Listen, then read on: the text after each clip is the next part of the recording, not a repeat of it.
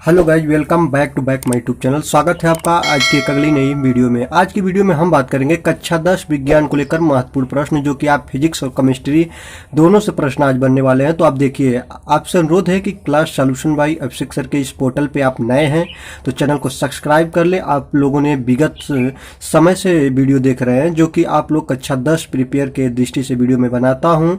तो वीडियो काफ़ी इंपॉर्टेंट है और वीडियो आपको बता दें कि ये सभी वीडियो विगत परीक्षाओं में पूछे पेपर से समेटी गई है। जो आप देखेंगे मेरे पास फर्स्ट ट्रैक अनसॉल्व अरिहंत का है, जो विगत परीक्षाओं में पूछे गए प्रश्न से मैं लेकर बनाता हूं। तो चलिए आज की वीडियो को स्टार्ट करते हैं। वीडियो स्टार्ट करने से पहले आपसे अनुरोध है कि चैनल पर नए हैं तो चैनल को सब्सक्राइब करें, बेल आइकन को प्रेस करें।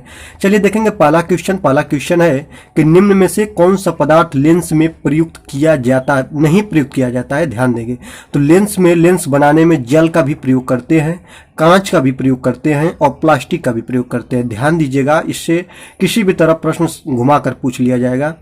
तो इसमें पूछा है कि नहीं किया जाता है, तो जल का, प्लास्टिक का, कांच का तो लेंस बनाने में उपयोग किया जाता है, लेकिन जो आपका मिट्टी है ना, मिट्टी का उपयोग नहीं किया जाता है। इसलिए आपका करेक्ट आंसर हो जाएगी मिट्टी। ठीक ना, आपका correct answer option number D मिट्टी हो जाएगा।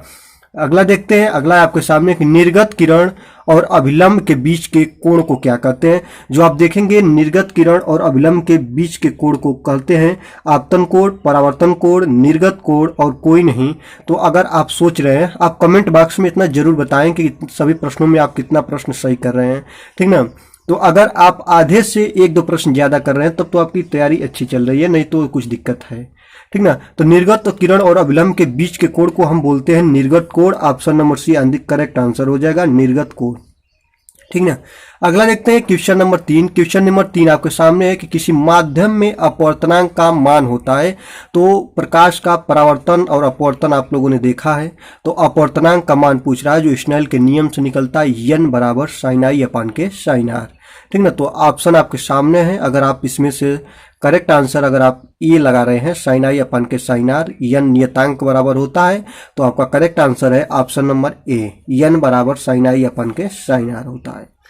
ठीक ना, अगला देखते हैं क्वेश्चन नंबर 4 कह रहा है। क्वेश्चन नंबर 4, सामान्य दृष्टि के वयस्क के लिए स्पष्ट दर्शन की न्यूनतम दूरी क्या है। तो जो वयस्क मनुष्य होते हैं, उनकी अगर दृष्टि सही है, अच्छी है, तो उनके लिए न्यूनतम दूरी कितनी रखी गई है। तो वो न्यूनतम दूरी ऑप्शन आपके सामने है। ए 25 सेंटीमीटर, बी जो है 2.5 सेंटीमीटर और सी है 50 सेंटीमीटर और डी है 2.5 सेंटीमीटर। तो आपका जो करेक्ट आंसर होगा, करेक्ट अगर सही आंसर अगर आप ध्यान दे रहे हैं 25 सेंटीमीटर, तो आपका करेक्ट आंसर है ऑप्शन नंबर ए। 25 सेंटीमीटर स्पष्ट दृष्टि की न्यूनतम दूरी है। और दूर बिंदु बता दें आपको, तो दूर बिंदु आपका अनंत होता है। ये भी बात आप ध्यान रखें, दूर बिंदु भी पूछ सकता है, तो अनंत होता है और न्यूनतम दूरी जो होती है वो 25 सेंटीमीटर होती है। अगला देखते हैं। अगला है 5 नंबर के दूर दृष्टि वाली आंखें साफ साफ देख सकती हैं। ऑप्शन आपके सामने, दूर की वस्तु को, निकट की वस्तु को, बड़ी वस्तु को, इनमें से कोई नहीं। तो ध्यान दीजिए, दूर दृष्टि दोष की डेफिनेशन, परिभाषा क्या है। दूर दृष्टि दोष जिसको हो जाता है, दूर दृष्टि दोष में दूर की वस्तुएं तो दिखाई देती हैं लेकिन पास की वस्तुएं दिखाई नहीं देती हैं। तो दूर की वस्तुएं हमें दिखाई देगी, ऑप्शन ए आंधिक करेक्ट आंसर हो जाएगा। ठीक ना, तो दूर दृष्टि दोष का डेफिनेशन होता है कि दूर की वस्तुएं दिखाई देती है लेकिन पास की वस्तुएं हमें नहीं दिखाई देती हैं। और इसका कारण क्यों होता है, क्योंकि जो रेटिना पर प्रतिबिंब बनता है रेटिना से दूर बनने लगता है, इस कारण इसको हम बोलते हैं दूर दृष्टि दोष। और इसको दूर करने के लिए प्रयोग में लाते हैं हम उत्तल लेंस दूर दृष्टि दोष को, और निकट दृष्टि दोष को दूर करने के लिए हम लाते हैं अवतल लेंस। ठीक ना, और इसको दूर करने के लिए उत्तल लेंस। ठीक ना, तो दूर की वस्तु को स्पष्ट देख सकेंगे, ये आपका करेक्ट आंसर हो जाएगा। चलिए अगला देखते हैं।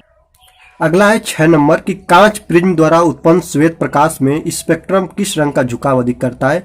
तो आप ऐसे देखे हैं, जो ऐसे स्पेक्ट्रम होता है इस पर श्वेत प्रकाश किरण को ऐसे डाला जाता है, तो किस रंग का मुड़ाव ज्यादा होता है। तो नीचे होता है बैगनी और ऊपर होता है लाल।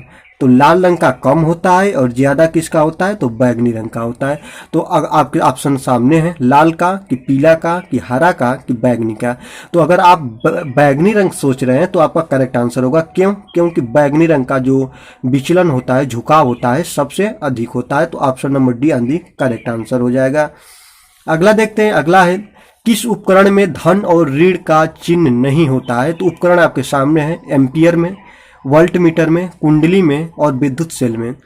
तो एम्पियर विद्युत धारा को मापने की इकाई है एम्पियर। वोल्टमीटर और विद्युत सेल सभी में प्लस और माइनस होते हैं, लेकिन जो ऑप्शन सी है, C are the correct answer, इसमें प्लस और माइनस कुंडली में नहीं होता है, ठीक ना। तो ऑप्शन नंबर सी आपका आंधी करेक्ट आंसर हो जाएगा, कुंडली, ठीक ना। आगे देखते हैं, आगे आपके सामने है कि 20 ओम, 10 ओम और 20 ओम के दो प्रतिरोध को श्रेणी में जोड़ने पर समतुल्य प्रतिरोध होगा। ध्यान दीजिए, आपने पढ़ा है कि प्रतिरोधों को दो क्रम में जोड़ते हैं, एक होता है श्रेणी क्रम और एक होता है समांतर क्रम। तो श्रेणी क्रम का फार्मूला अभी आपको भी बताया गया है कि R = R1 + R2, और समांतर क्रम के लिए बताया गया है कि 1/R = 1/R1 + 1/R2 + dot dot, ठीक ना। जितने भी प्रतिरोध होंगे उनको जोड़ेंगे। तो यहाँ पे पूछ रहा है श्रेणी क्रम में, तो श्रेणी क्रम का सूत्र होता है R = R1 + R2, और ऑप्शन आपके सामने है, दो प्रतिरोध हैं तो दोनों को डायरेक्ट जोड़ेंगे, 10 और प्लस 20 = 30 ओम, ठीक ना। तो ऑप्शन आपके सामने है 20/30, ये नहीं होगा, 10 ओम भी नहीं होगा, और यहाँ पे 30 ओम, 20 ओम, ठीक ना। तो आपका correct answer option number C आंधी करेक्ट आंसर 30 ओम, ठीक ना। तो श्रेणी क्रम में प्रतिरोधों को डायरेक्ट जोड़ लिया जाता है, इस प्रकार आपको आंसर ये मिल जाएगा। अगला देखते हैं, 12 वोल्ट विभवांतर को दो बिंदुओं के बीच 2 कूलाम आवेश को ले जाने में किया गया कार्य होगा, ठीक ना। तो कार्य W = V/Q होता है। तो यहाँ पे कार्य पूछ रहा है, ठीक ना। तो कार्य आपका 12 और 2 है, तो 12 दूना के 24 जूल डायरेक्ट आ जाएगा, 24 जूल। ऑप्शन नंबर बी आंधी करेक्ट आंसर हो जाएगा आपका 24 जूल, ठीक ना।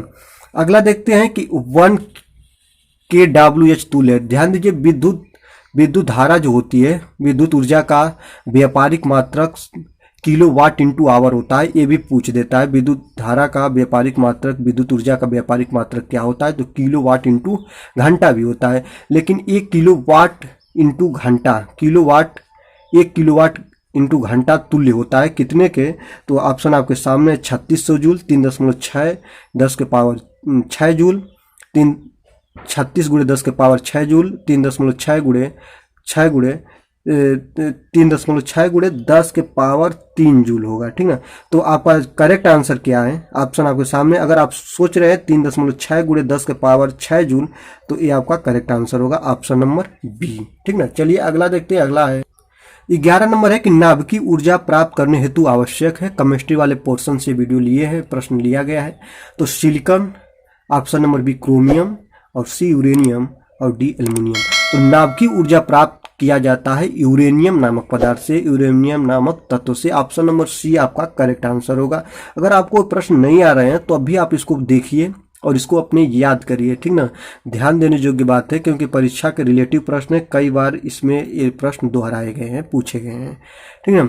अगला देखते हैं कि भोजन का पाचन तथा पकाना किस प्रकार की अभिक्रिया है, उपचयन अभिक्रिया, ऊष्माक्षेपीय अभिक्रिया, उपचयन अभिक्रिया और विघटन अभिक्रिया।